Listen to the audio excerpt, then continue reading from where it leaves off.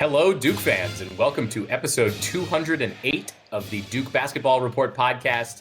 It is Monday, May 4th, 2020. So happy Star Wars Day, and may the 4th be with you to all the nerds out there in Duke basketball fandom. We are coming to you, I don't know, it's probably week 8 or so of the pandemic, and we're all still stuck inside, but there's plenty weeks. of basketball. Did you say weeks? I think we're counting in each isn't each week like a year now or something like that. It feels forever. We haven't seen. I've established this. It's yesterday, today, and tomorrow. Those are the only units of day measurement that will be accepted during this pandemic. I think I did get right that today is in fact Monday. So I'm happy that I'm still on that. I still know the days of the week, but we'll see how long that lasts. You've now heard from everybody on the show, the people you normally hear from. Before we get to all of the various basketball news, let's say hello. I'm Sam Klein. I am your host for this episode, coming to you from Durham, North Carolina, home of Duke University, which is currently shut down. In Washington, D.C., Donald Wine is back home. Donald, how we doing? Hanging in there. It's a nice sunny day outside, but we got torrential storms last night. What all this means is I'm staying inside. All right, that's fine. And Jason Evans is at home in Atlanta, right? I am. Boy, it was a gorgeous, wonderful weekend. Great time to stay away from as many people as possible. Excellent. Well, I'm glad that you all are still around and still sound like yourselves. Hope everybody out there is doing okay. But we have, as I said, we have news to talk about somehow. So we're going to run through a few things today. First, we're going to talk about some of the content that the Duke men's basketball social media team has been putting out. Then we'll get around to some news from the NBA about them moving the lottery and the draft combine out in accordance with them having the lottery was going to be this week. We'll get into a release from the NCAA about name, image, and likeness and how the changes to the student athlete model are potentially coming down the pipe. And then we'll finish up with a bit of review on The Last Dance, probably the only sports content that everyone is watching right now. So, and it's basketball related. So we feel that we are somewhat qualified to chime in, at least as qualified as we would be about anything else. But as I mentioned, we'll start with some of the fun content. Hopefully those of you out there who listen to this show also follow Duke men's basketball social media on whatever platforms it is that you engage with, YouTube, Instagram, Facebook, Twitter, what have you. We, of course, are all fans first and foremost, and we have been watching all the stuff they've put out. So a couple things we wanted to highlight this week. First is the latest episode in a series that Nolan Smith, who's the head of basketball operations, has been running. He's been doing these check-ins with former players. They call them the Brotherhood Connect. And this week he did a really fun one with a handful of guys from the most recent team who are all coming back next year. It was Jordan Goldwire, Matthew Hurt, Joey Baker, and Wendell Moore, all guys who will be returning to the Blue Devils next year. And they caught up on a variety of fun topics. They talked video games. They talked the team and the players and how they all got along. I wanted to just get the two of you to give me your thoughts on this most recent episode, because I thought it was a lot of fun. So Jason, why don't you take it first? What did you enjoy about that most recent Brotherhood Connect video? Well, you hit on one of them. I was struck by how much they talked about how close last year's team was. They talked about how much bonding they did, how much fun they had in the locker room. It was clear they didn't tell us exactly what had happened, but it was clear that there are some certain locker room traditions and antics that they installed last season that they plan to continue going in the future that had not existed in the past. But it was abundantly clear that these guys really got along. They spent a lot of time together. At one point, Nolan was talking about the fact that they were having a team meeting, and he noticed that the guys in the team were all like, they were talking to each other, they were engaged with each other, their heads were up, and no one had their phone out. And Nolan was saying, in this day and age, you just never see that. Usually like, the coaches walk in the room and everybody in the team is doing their own thing on their own phone. And Nolan said he'd noticed that these guys, that last year's team was a team that was more together and didn't need to be constantly checking social media and texting with friends and whatever else was going on. I just thought it was a great slice of what a special group they were, and it made me all the more sad that we weren't able to see what would happen, at the very end of the year when they hopefully put it all together, and came together as a team and were able to perhaps get some banners. The other thing I was struck by, just on an individual kind of thing, was Joey Baker. He's somewhat overlooked among the 4 returnees. He's certainly the one who got the fewest number of starts and fewest number of minutes of those 4 returnees. But you could tell he was incredibly vocal on this call. He just sounds like a guy who's a leader. He talked about wanting to work on his game in the offseason, and his goal is to become the best shooter in the country. And considering how good he was at times last year, that's a realistic goal for him. And man, it'd be great to have that in our team. It seems like the guys are really working on getting in shape and getting stronger. They talked about, having weights and working out and that kind of stuff. But I didn't hear a lot of talk about them getting on court all that much. And obviously it's gonna be difficult for anybody other than, shooting at their backyard hoop. It's just a tough time to get actual court work. Which yeah.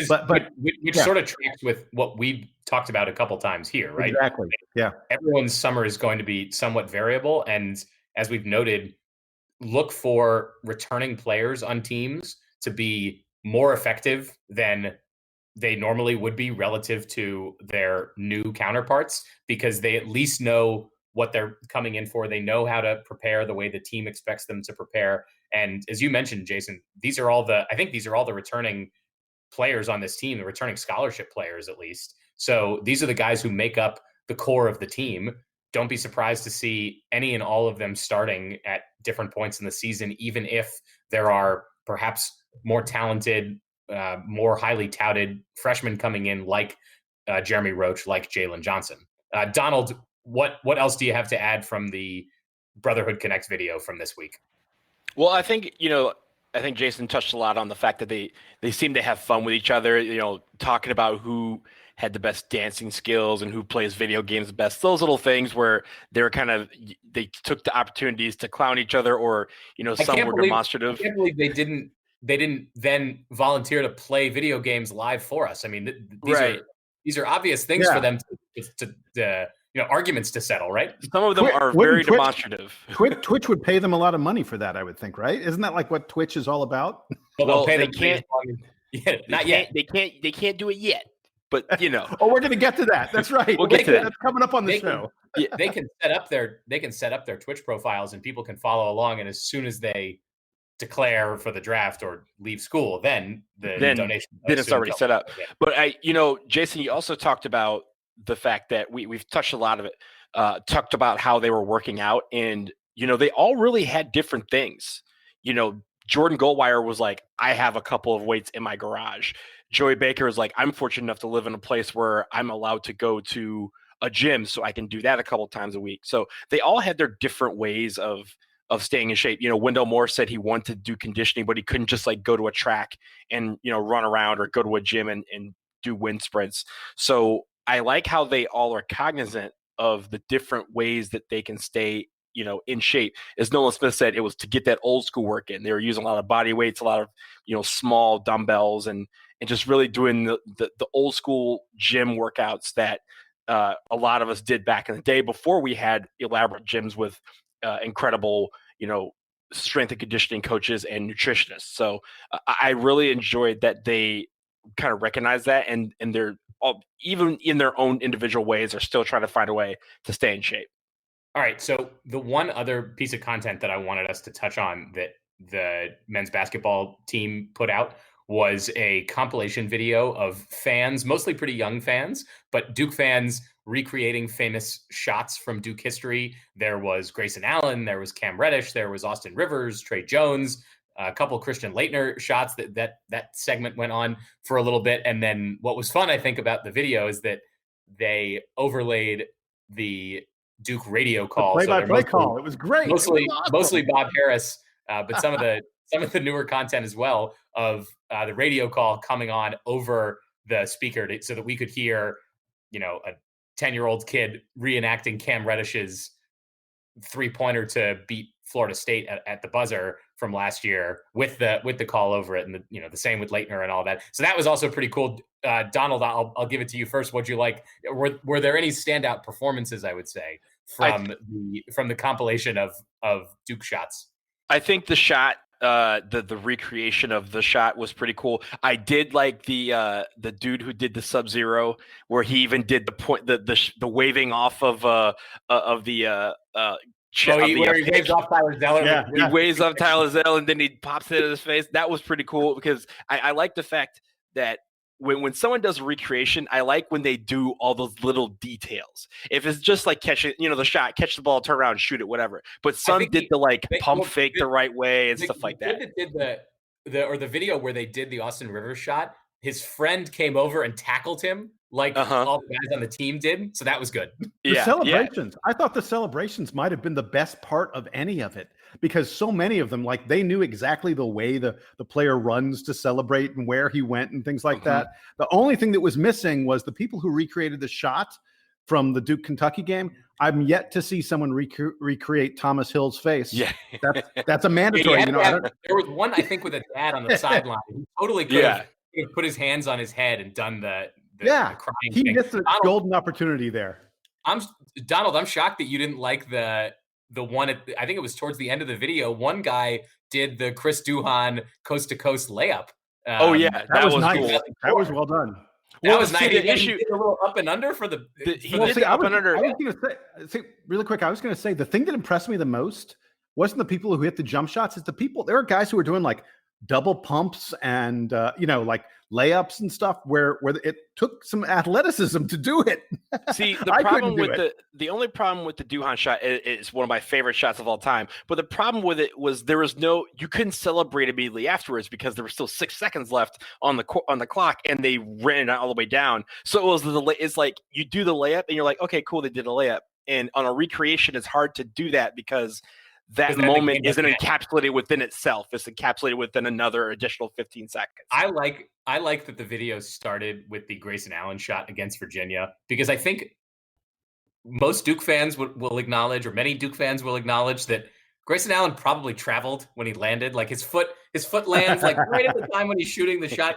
So we all sort of know that Duke probably shouldn't have won the game, but whatever, lean into it. We have that victory. It's ours now. And they led off that's certainly not the most notable Duke buzzer beater, even like since Grayson Allen has been in school or since his sophomore year, right? I think the Cam Reddish shot is perhaps more iconic. Trey Jones this year certainly against UNC is more iconic than that. But why not? Started off with the shot that trolls the most basketball fans out there. I thought it was kind of fun. I loved that there were people, like I said, going back to Duhon in the early 2000s and then even back to Leitner. I mean, there were some old school takes in there because most of the clips are of fans who look like they're pre-teen. So none of them actually remember Chris Duhon. They all weren't even alive yet. They probably barely remember Austin Rivers.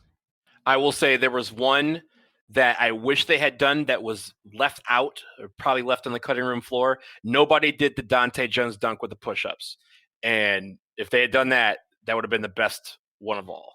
I think there could have been more dunks. There was one Zion Williamson dunk. I feel like we could have had more dunks, right? The Johnny Dawkins dunk, the Elton Brand dunk, like you said, Dante Jones, Gerald Henderson. All these guys had these cool dunks that we could. But they were going for this. This was buzzer beaters. They were going for game-winning shots. It wasn't like. And how often is a dunk a game-winning shot? Pretty damn rare. Right. Fine. Well, but it was. I mean, some of them weren't buzzer beaters. The Duhon runner was not a buzzer beater, but it's still a game-winning shot. Situation. Anyway, that's cool. So we'll say, Duke fans, if you for some reason are not following Duke men's basketball on social media, go ahead and do that because they, in spite of there being no current content to put out, they've put out a ton. They did some recently on the new players who were coming in. All the incoming freshmen got their jerseys assigned, so they got their little cartoon avatars that all the players have had in recent seasons. So all that By the way, Jalen Johnson picked number 1.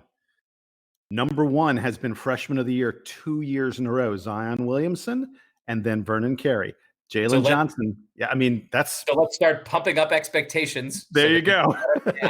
This coming from a program that until, Kyrie Irving, we didn't really have a lot of players wear number 1. In fact, I'm pretty sure Kyrie was the first player to do it. Kyrie was the first one. So expectations abound for Jalen Johnson and the rest of the freshman class. We do want to move on, though. I said we have a few more items to cover. So the NBA draft, or the NBA, I guess, announced last week, a few days ago, that they have suspended the lottery and the draft combine.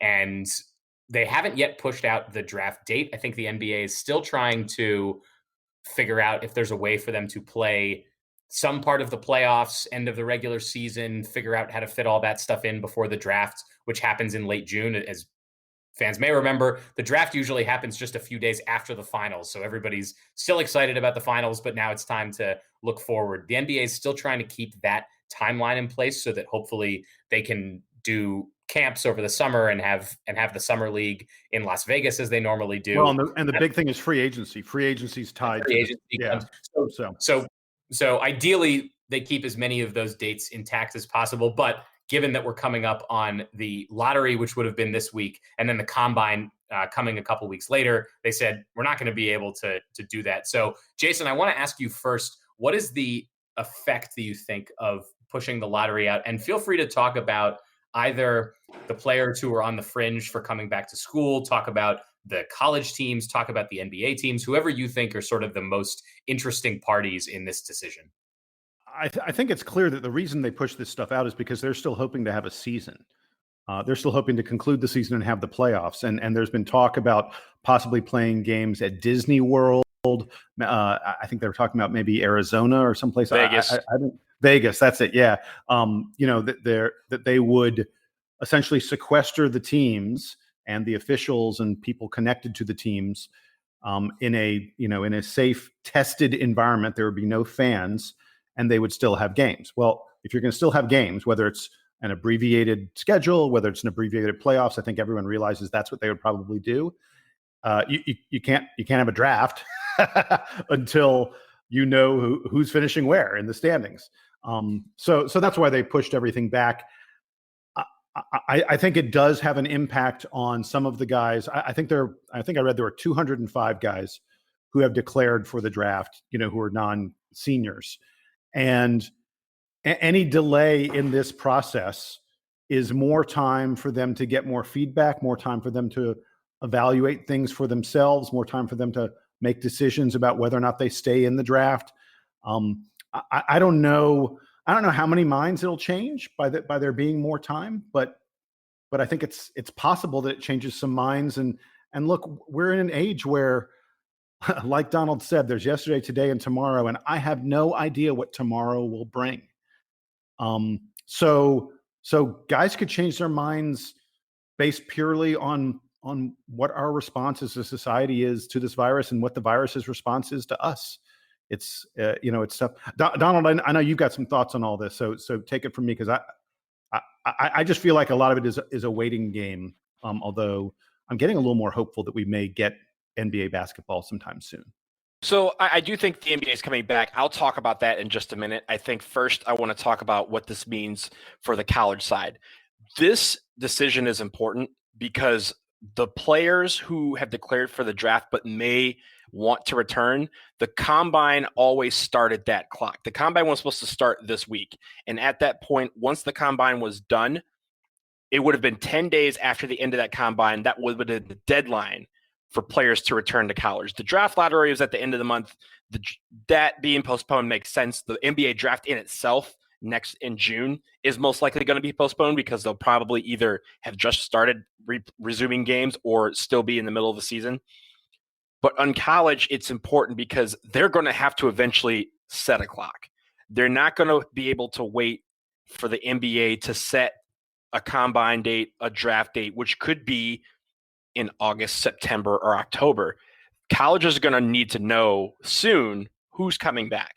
And so that clock is going to eventually be started on the NCAA side.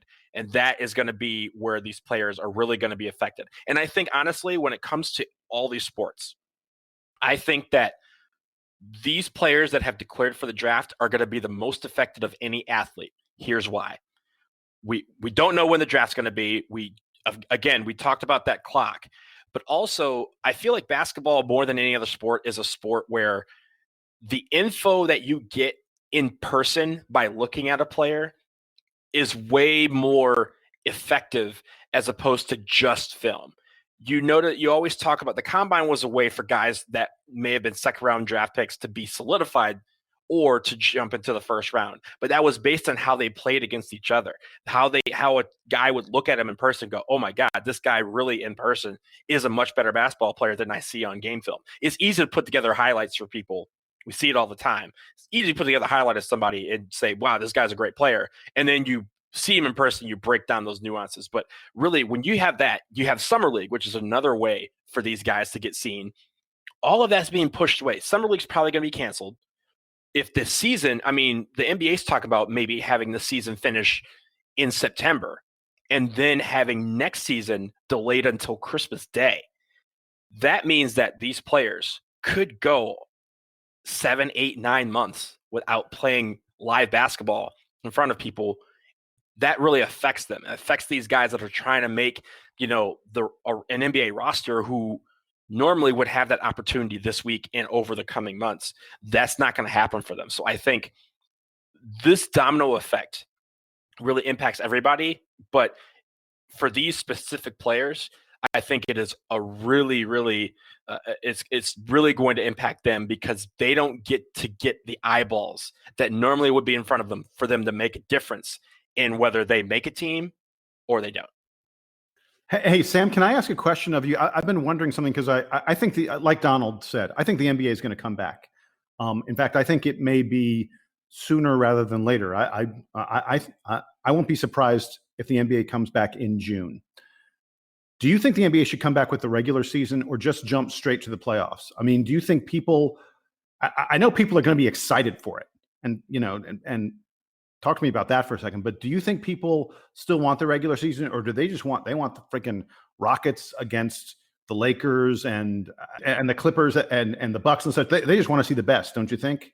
Or should the NBA bother with a regular season at this point? I see this being a great opportunity for the NBA to try out new stuff because they've talked about. I think it's Bill Simmons that came up with the idea of doing a end of the season tournament right before the playoffs of all the non-playoff teams to fill out the last couple spots in the playoffs and then also to determine the lottery. Yeah. I love that. I love that. And the NBA has talked about doing it during the season, like just an in itself tournament. And the NBA is, I think, of all the major sports leagues, the most open to tinkering with playoff formats and new ideas that are sort of just exciting to fans, regardless of how they affect records and all that kind of stuff, because also generally speaking in the NBA, the very best teams tend to win the championship, which doesn't necessarily happen in baseball and football the same way, and even in hockey. So this is a great opportunity for the NBA to say, all eyes on us. The rules are kind of thrown out the window as far as exactly what fans expect. It doesn't matter that it's early June, therefore it must be conference finals season, right? We're all just going to be so starved for seeing live sports. And don't forget, the Pelicans, as of now, are on the outside looking in the playoffs.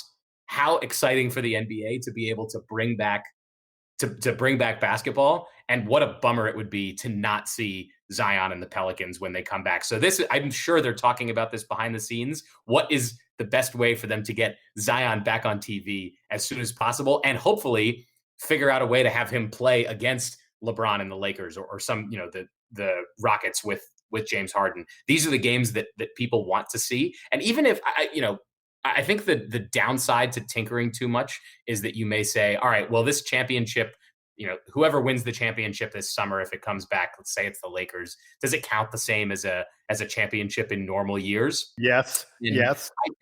I think there's something to be said about, all right, the season was so different. The end of the year was all weird, but most important is you can drive so much excitement from bringing the sport back, from having these great games. And I think this is it's a great opportunity for the NBA, and the NBA, the way that it currently makes decisions, the way that Commissioner Silver and the GMs and everyone make decisions is perfectly set up for them to really succeed, given them coming out of the pandemic at this time, hopefully in June, possibly July. The NBA, more than any other league, they ride their stars. They don't ride the teams. Of course, they have a lot of great teams, but the league gets its money from showcasing its stars. There's a reason why the Pelicans were on national TV 18 times before this pandemic, like from the time Zion, started playing until the lockout, or until the shutdown. Despite the fact that they have a not a good record, like they have not a good record. The Warriors are the worst team in basketball, but they have the most stars of any team. They are going to make sure that these stars, when they come back, because again, this is going to be about TV ratings. No one's going to be able to watch these teams play live, so it's going to be about TV ratings. How do you boost your TV ratings? Putting your stars on television. They're going to find a way to make sure all of their stars are showcased at some point this summer. The last thing I'll say on this really quick is that I think that the NBA is somewhat uniquely set up in a way that would allow them to come back before other sports. And by that, I mean the rosters are smaller, 15 guys, it's a lot easier to deal with. Testing 15 guys, sequestering 15 guys for a couple of weeks, making sure that things are safe than it is if you've got 25 guys on a baseball team or 45 guys on a football team. So I think the NBA also plays on a smaller court. It lends itself to maybe, having multiple games on the same day and the such. I just think there are a lot of things about the NBA that make it uniquely situated so that it could come back sooner than other sports. The one thing is these guys, they do need to have some time to practice and get ready and get back in game shape. The last thing the NBA wants is the entire nation, the entire world tunes in to watch the games, and the guys kind of suck because they haven't been playing together. Or worse, they'll get hurt. Right? Real quick, in the soccer world, the Bundesliga has started training already ahead of the return of the league, and probably it was supposed to be next week, but the reason why it's been delayed is because 3 players on one team tested positive the first day of training. They had to separate and they drew everything back. The NBA, I guarantee, was looking at stuff like that to see how do we make it so that if one player, because remember, one player shut down sports, Rudy Gobert. That can't happen again, and the NBA cannot take that again. So they're looking at that first to make sure that won't ever happen again before they proceed.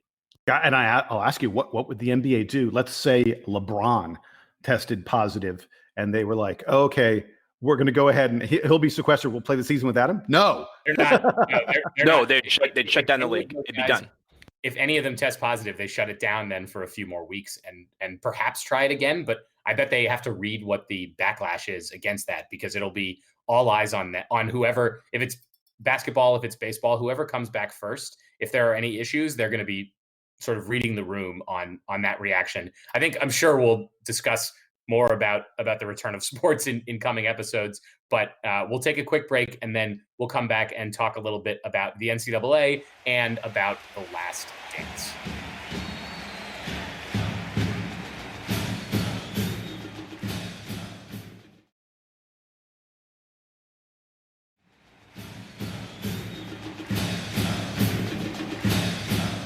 So we mentioned that a few days ago, the NCAA put out a press release about them now, as we've said, they've been dragged kicking and screaming into evaluating what it would look like to let student athletes profit off of their name, image, and likenesses. And of course, because this is Jason Evans's favorite topic, Jason, I'll give it to you first. No, second favorite. UNC's his favorite topic. What's his? Oh, UNC. Sure. Yeah, this is second favorite. Yeah. Depends on the flavor of the month. But this month, let's talk NCAA. It is as good a time as any for Jason to give us his thoughts. So, Jason, why don't you tell us a little bit about what you think about the feasibility of the NCAA's at least initial proposal or initial discussion, and how it sort of plays with the broader scheme. We know that there are a lot of states that have initiated legislation about paying players and all that kind of stuff. Where do you see those lining up? So what the NCAA did, the NCAA working group endorsed a plan that would allow players to earn money from name, image, and likeness. But the NCAA said, oh, but we're going to put limits on it. We're going to have a panel that's going to look at the deals and it's going to say if this endorsement deal, this name, image, and likeness deal is market value or not. And the NCAA wants, they talked a lot about guardrails. The NCAA had a press conference where they kept on talking about they want guardrails on this. They don't want it to get out of control. I have bad news for you, NCAA. That's not going to work. That does not comply with the laws that have been passed in California and Florida. And there are like 15 or 20 other states that are about to pass the same laws as well. Those laws all say you cannot limit how much money or how these players earn money from their name, image, and likeness. So the NCAA's way around that is the NCAA has already begun talking about they're going to ask Congress to give them an antitrust exemption, just like baseball has, so they won't be subjected to these state laws. Good luck with that. It's not going to happen. You're not going to. First of all, Congress has a lot bigger fish to fry, and you're just not going to. There are too many. There's a reason the states have passed these laws. It's because the public doesn't want you limiting what the players can earn off the court, or the field, wherever it may be. So Congress is not going to pass your antitrust exemption so that you can create whatever barriers you want. I'd love to introduce some of the words in this NCAA press release to some of my business school professors about assessing the fair market value of a player's name, image, and likenesses. You know what that fair market value is? Whatever somebody wants to pay them for it. And, exactly. And we've said that it is going to be harder. It'll be harder to do this than it is what the NCAA currently does, which is just says no. If they start trying to come up with, all right, this is how much a shoe deal is worth. This is how much a commercial is worth. This is how much you name it is worth. They're going to be mired in so much more mud and confusion than they currently are. Just let them go and see what happens. I think the thing they're trying to protect against is too much too fast, because there is a concern here that there is so much money that currently goes to the schools and to the athletic departments that would be going right to the players if it was able to, that it's almost too much of a shock to athletic departments to say, all right, sponsorship money, let it go wherever it goes. Like, we're not going to have nice new facilities. We're not going to have all the non-revenue sports. We're just going to pay the famous basketball and football players whatever it is the boosters want to pay them. And I think they're trying to come up with a medium-term solution for that. The problem is, as you said, Jason, I don't think that this medium-term solution is feasible. I think there has to be some kind of like additional market study to find out exactly how things would change if they let it go whole hog. This is exactly why I think we talked about this last episode or the episode before that. This is exactly why I said, let's wait and see what the NCAA does, because I knew they were going to come up with a bunch of crap like they did here. Because honestly, look, this, first of all, what they basically are saying, and Sam, you will know exactly what I'm talking about. They basically they think that all of these players are just going to be, doing some Eastern Motors commercials where they're wearing a generic football or basketball jersey, and they're like, "Hi, I'm Jalen Johnson of the Duke Blue Devils." You know exactly what I'm talking about. Donald, we need to take a pause and tell the listeners that if they're not from the Washington D.C. area, they must go Google the Eastern Motors commercials. Yes. Where your job is your credit. Your job is your credit, except for right now, because ain't nobody got no job. So nobody got no job. So no credit to be given out at Eastern Motors. But we have these type of things, right? So it's the other thing. They're not allowing for players to use. They can say, "Hey, I'm Jalen Johnson from the Duke Blue Devils," but they can't use Duke logos. They can't use ACC logos. They can't use, any other logos, right? Hold on. I'm actually fine with that. The schools and the NCAA own those logos. They own those images. They own those names. The players shouldn't be allowed to just, willy-nilly, essentially sell Duke's name. So it'll look like no. It'll look I'm like not saying that. It'll be every awkward Subway commercial where Mike Trout is just wearing a red cap and a white jersey, and it doesn't have any Angels logos on. But here's the thing about that, though. I agree with you. I don't think that, I, as a college athlete, right, should just go and say, hey, take Duke's thing, take all this, and put it in the commercial. But the problem is that is a part of the money making. They wouldn't go after Jalen Johnson for X amount of dollars if he didn't play for X university. And the problem is that when we see Mike Trout, we know exactly who Mike Trout is. For some of these players, we don't know who they are except for when they put on that uniform. So that is going to go hand in hand. And the problem with it is they just basically drew a line in the sand that can easily be wiped out. And I think that is why I said we should be in a wait and see thing, because I knew they were going to come up with something that was far inferior to what these states are coming up with and allowing these lines to be wiped out. And I think that is the real issue with what the NCAA is doing, is they're not doing enough. They're hoping that, like you said, Jason, they're hoping that they can get, do a little bit, give them a little carrot until they get, the licensing or whatever, the legalities in place where they don't have to even give them that carrot anymore. So I think that's the real issue here. Look, Sam said it really well at the very beginning of his comments. Saying no to everything is easy. I think saying yes to everything is also easy. The NCAA is trying to say yes, but, and yes, but is really, really difficult because none of us know how the but works. The NCAA doesn't know how the but works. Mm-hmm. Sounds kind of funky for me to be saying that. Keep going. Yeah. But we all recognize the NCAA is trying not to go all the way from no to yes immediately. I just can't figure out how they're going to get there. Again, they're trying. I think that they're going to realize that it fails and they're going to have to go all the way to yes. I think they'll probably do that very, very quickly. I do want to add one other really quick thing, which is that this probably comes at a really good time for the NCAA because the NBA G League thing where they're taking kids directly out of high school is suddenly starting to look like a little more of a threat than some people thought. Now, not a huge threat. I mean, there are people who are like, oh no, they're going to take 30, 40, 50 high school basketball players. I don't think that's going to happen at all. But this past week, the NBA G League signed their third high school player. But unlike Jalen Green and Isaiah Todd, they signed a kid who'd actually signed a letter of intent. Dacian Nix was going to UCLA. So let's be clear. Dacian Nix wanted to attend college. He wanted to get at least a year's worth of education out of UCLA. He was going to be the UCLA starting point guard. Letter of intent, done, signed, sealed, delivered. The best recruit UCLA had for next year. He's gone. He just trashed his letter of intent, threw it out the window, and he's going to play in the NBA G League select team.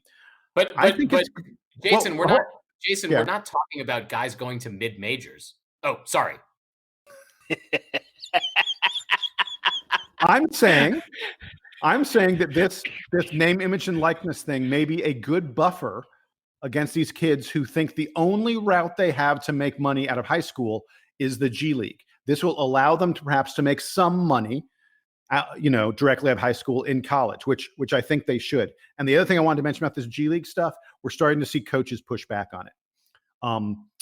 Calipari, Coach Cal, said the G League is disillusioning thousands of high school kids and telling them that education doesn't matter. And Penny Hardaway said, I didn't think the G League was built to go out and try and recruit kids away from college. I thought they were trying to get kids who were going to go overseas or didn't want to play college at all. He said, I don't know why they're taking kids out of commitments and convincing them to turn pro rather than go to college. So you're starting to see coaches come out against this. And I think there's going to be some pushback against the NCAA on this G League program.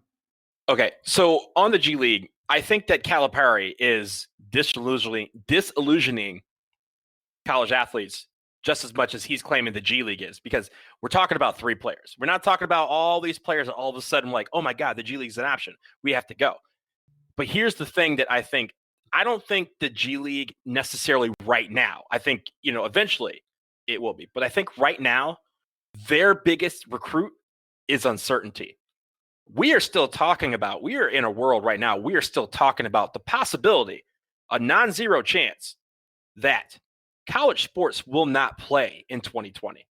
That includes football. That includes basketball. Basketball starting in January and here's the thing. Just like every other sport, are college sports just going to turn the faucet all the way back on to pre-COVID normal? No. There's going to be an instance where they're going to be like, yes, you guys can play games, but there's not going to be any fans in the stands. Or there's, 25% attendance, whatever the social distancing guidelines would appear at the time. Cameron, Cameron has a sellout streak that goes back over 30 years. A dubious 30 years. streak. It's a dubious streak, but it's a streak nonetheless. Yes, but here's the thing. There are some games where there are way more than announced attendance. So take some of those people out, sprinkle in. I'll call it a streak. But the thing is, that is something in college football has this all over the country. This is going to be something that they would rather. There are some places where you would say it's more expensive to open up a game and only have 25% attendance than to not have the game at all. And I think when that uncertainty is still present, that is why some of these players. Wait. Not when you include TV. Not when you include TV money. I'm just talking about the actual cost expense of putting on a game, because you're talking about the ushers, security, parking, concessions, production, which also includes TV. The thing about it is this. Yes, that game may be on TV, right? But they're not on TV at the practice facility. They're going to be on TV in 110,000 seat stadiums. For college basketball, yes, they're going to be in smaller arenas. But the problem is that from the player's perspective, uncertainty is why some of these guys are considering leaving right now. Because you sign a letter of intent for next year and you don't know if you're going to play, but you know the G League's coming back and you'll get paid for it. That is why some of these guys are considering it. The value of that couple $100,000 that you get from the G League next year is much greater when you consider that there may be no alternative to it, right? Correct. Yeah. Now that's a possibility. I agree. In a normal year, you'd be trading, let's say it's a $100,000 contract with the guarantee that you'll be able to stay in college for 4 years, provided you meet the minimum requirements. Now that trade looks totally different, and players, it does seem, are evaluating it differently. I wouldn't take any of the specific examples from this year and try to turn them into archetypes for what's going to happen in future years, when presumably there won't be a pandemic for players to be deciding during, when they're figuring out where their next move is. Well, we're also talking about, again, we're not talking about 50 guys that have left to go to this G League. We're talking about 3, and 3 out of 5,000, estimated number of college basketball players. We're talking about 3 players. I will add this to the point you guys were making about whether or not college basketball comes back. We were talking about how the NBA would come back. It's not possible to do what the NBA and other pro sports may try to do. Not possible for college sports. There are 350 teams in Division I. You can't sequester those players at Disney World or any place else. And have them maybe Disney World, but not other places. It doesn't work. And those teams and they're students. They're all beholden to different schools' standards, right? Duke is not going to put on intercollegiate athletic events until the campus reopens. And so if you have even a couple of schools that can't join the party, they're not going to do the thing at all. So the players aren't getting paid to do what they're being asked to do, as opposed to the NBA, where they're getting paid tens of millions of dollars to play basketball. They'll come back whenever, because they're going to get that money. You're telling a college athlete, hey, we are forcing you to play, even though you may be scared that you're contracting this virus. And we're not even going to pay you for it. That is why this is going to be difficult. I know we're gonna come back to this topic. I do want to finish this episode with a bit of discussion on the closest thing to real sports content that we've had in recent weeks, which is ESPN's The Last Dance documentary, chronicling the 97-98 Bulls and all that led up to that tumultuous and ultimately winning season for Michael Jordan and his teammates. So we didn't get to speak since the prior. So last night, it's now Monday, May 4th. Last night, we saw episodes 5 and 6. The week before was episodes 3 and 4. And I don't think we've spoken since that set of episodes. I do want to come back to Donald and start with a quick recap from episodes 3 and 4, specifically Donald. Bad boys. Please, look, Donald, of course, is from Michigan. He grew up a Pistons fan. Donald, can you defend Isaiah Thomas walking off the floor after the Eastern Conference Finals in 1991 and not shaking Michael Jordan's hand? Easily. Do it.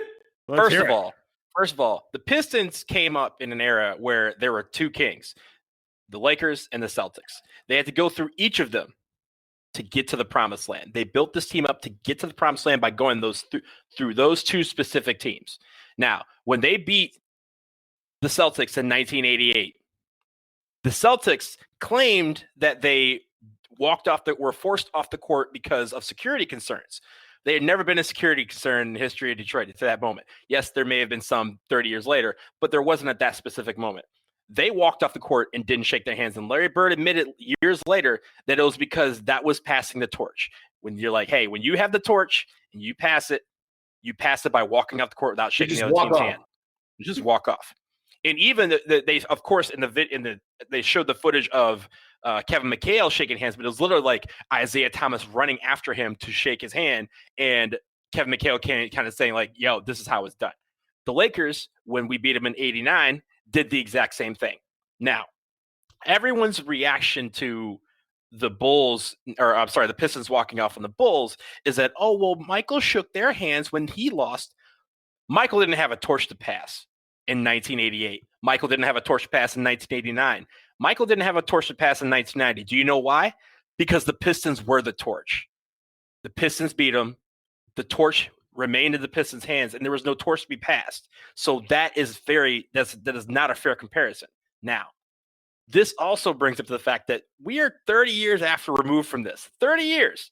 And Michael Jordan is still talking smack about Isaiah Thomas about it. Rent free.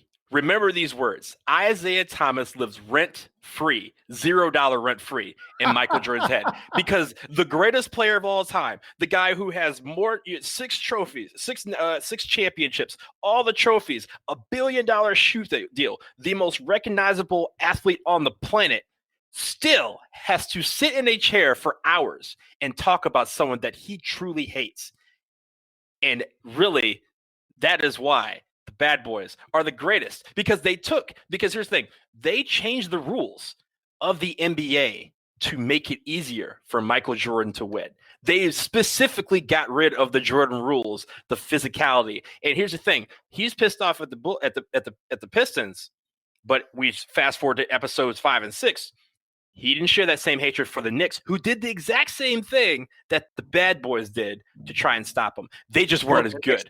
Can I make a counterpoint really quick? Go ahead. Can I make a quick counterpoint, Donald? Don't be mean. I think it is possible. Not saying this is the truth, but I think it is possible Isaiah Thomas is a jerk, and that's why Michael Jordan. No. Here's the other thing. He didn't lead the walk-off. Bill Laimbeer did. He didn't go after Bill Laimbeer. You know why? Because Bill Laimbeer was bigger than him. He would beat his ass. He went after Isaiah Thomas, who was smaller than him. And because everyone's like, oh, yeah, it's a punchable face, he could do that. That face, however, has not changed since he was like 19 years old, which is why people still are like, oh, yes, I can see this guy and see what Michael Jordan hates him, because he looks the exact same as he did back in 1988. We also know that Michael Jordan is the king of petty, right? Oh, yeah.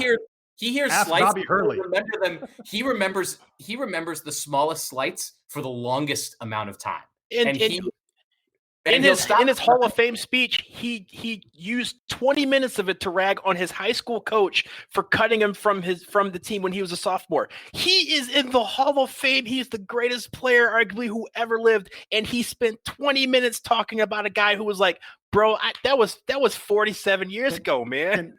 Can we get past the bad boys now and talk about how great the Kobe Bryant and Michael Jordan stuff was at the All-Star that was game? really cool. That was a great stuff. But my favorite was the Tony Kukoc stuff. That was your favorite? Yeah. Here's my favorite. My favorite is old man Bob from marketing, the security guard, taking 20 off of Jordan in a quarters game and just shrugging it off. Shrugging it off. That man right there, who apparently he's a legend. Passed away. He just passed away in January. So everyone was like, man, we have to do an interview on this guy. And it came out last night after the episode he sadly passed away just before this. Like, can you imagine? Like, he would have been a legend. He would have walked into work the next day and just been like, yes, sir, I did take 20 off of Jordan, and shrugged him off. Like, that man's a legend. Jason, tell us again about the Kukoc story, because this was a lot of fun, and I of course. But by the way, when I'm watching this, I basically I remember Michael Jordan in '98 and the Bulls being great. I don't remember. I wasn't old enough to know all the intricacies. Like, I don't remember Dennis Rodman disappearing to Las Vegas and all of Oh this. my God. That was, stuff. oh my God. Jason, The wait, Rodman Las Vegas thing is like off the charts. walk us back. Jason, walk us back through the Michael Jordan and Scottie Pippen versus Tony Kukoc thing from the Olympics. So it all comes back to how much they freaking hate Jerry Krause. They could not stand Jerry Krause, and Jerry Krause loved Tony Kukoc, thought it was the best draft pick he ever made. And hey, it was. It was a really smart, really savvy deal by the Bulls when they picked up Tony Kukoc when he was just like, 19 or something like that. And so Jerry Krause would talk about how great Tony Kukoc was going to be someday. And so we come to the 92 Olympics, and Scottie Pippen, by the way, there's all this talk that to get Tony Kukoc, the Bulls are going to have to pay him even more than what they pay Scottie Pippen. Scottie Pippen feels like he is underpaid. He is underpaid. And so for the first time, any NBA guy got to play against Tony Kukoc, who was over in Europe, was in the Olympics. And the first time the U.S. plays Croatia, Michael Jordan and Scottie Pippen owned Tony Kukoc. It was just blocking shots out of everywhere, taking the ball to him. Kukoc, I think they said, had 4 points in the game, and Pippen had like 18 or 20 U.S. wins by 30 plus points. It was hysterical. And Kukoc talking about today, he's like, I didn't know who these guys are. I don't know what's going on. It was really great. You were talking about Tony Kukoc and the Dream Team. I just want to touch briefly on the Dream Team. They are literally the greatest team that has ever been produced. They went through an entire Olympics without even calling so much as a timeout. Like, they beat everybody by more than like 25 points, something like that. It just the fact that like Tony Kukoc is a guy who, I mean, remember, these are guys who they would play these, these other nations, and the other nations before the game were like, yo, can I just get your jersey like right now? Like, can I take a picture with you? Can you sign my shoe before we, like, as they're trying to, start tipping off, they're like getting these requests. Like, that team, they kind of glossed over that. There's obviously a lot of documentaries on the Dream Team, but this documentary glossed over the fact that, it wasn't just Jordan and even to a lesser extent Magic and Bird. Everyone on that team was a rock star. Even Christian Laettner was just mobbed by people. Maybe back then it was probably because of who he was on the team with. They're like, hey, maybe can you get me to Michael Jordan, or can you get me to Magic Johnson? But that, just watching that team play, like I remember that particular Olympics especially because every single game was like in the middle of the afternoon during the summer, and you were able to just watch domination. And at that point, it was like, in soccer, England started soccer. There are other teams, other nations who were better than them. Canada, they started hockey, but they're not as good at hockey as the United States is to the rest of the world at that time was at basketball. And I think that is what led to the rise of the star athlete, especially the European star in the NBA. We have a lot to thank the Dream Team for, but just the sheer domination that they provided was exemplary. Oh, and we can, we were talking before about the NBA's opportunity for bringing sports back and being the global brand that it is. Like you said, Donald, it traces back to the Dream Team in 1992. So it's very cool to go back and revisit all that stuff. Like I said, this is all new history for me. I mean, I can read about these things, but seeing it all on camera like this is sort of a first for me. So I'm having a lot of fun watching The Last Dance and can't wait for, I guess next week we're going to get more of the sad stuff about Michael retiring for the first time and going off to play baseball and all that part of the story. Retiring. Yes. Air quotes. Conspiracy theories be damned. Something tells me they will not be getting into all of that in this version of the telling. But I will say one final note about the Dennis Rodman 80-ish hours in Vegas. I had heard that story. I think even the Dennis Rodman 30 for 30 had touched briefly on it. The new news that came in this documentary is that Michael Jordan himself had to go to Vegas to get him back. I think that is how much he needed Dennis Rodman to win. That's how invaluable Dennis Rodman was to the Bulls, that he literally was like, yeah, first of all, he had to be consulted about going to Vegas. They're like, yeah, let that man go. He'll be back in 48 hours. And then 4 days later, he himself traveled to Vegas to the hotel room and got him to bring him back. Absolutely wild story. They need to do a 30 for 30 on just that 88 hours.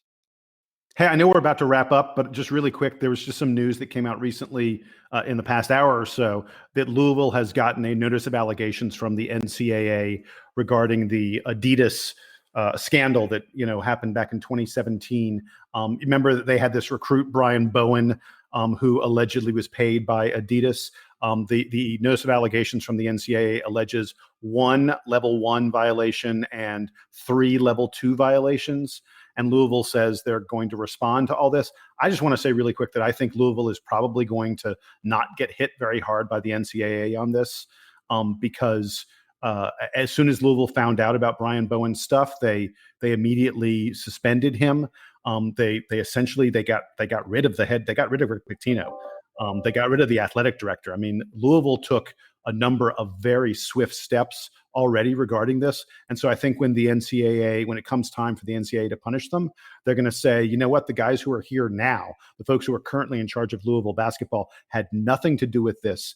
And the program didn't really benefit from it because the program, immediately got rid of the player. So I think Louisville's going to come out pretty good when all this is said and done. But this is meaningful that the NCAA is now beginning to send out notices of allegations. I would imagine Kansas and Arizona, who are the two other schools who did not react nearly in the way Louisville did. Those two programs have got to be very worried right now about what the NCAA is going to say to them. Louisville also self-banned themselves from the postseason for 1 year in response to this. So I think those sort of things are things that the NCAA may take into effect when they're levying out whatever punishment that comes their way.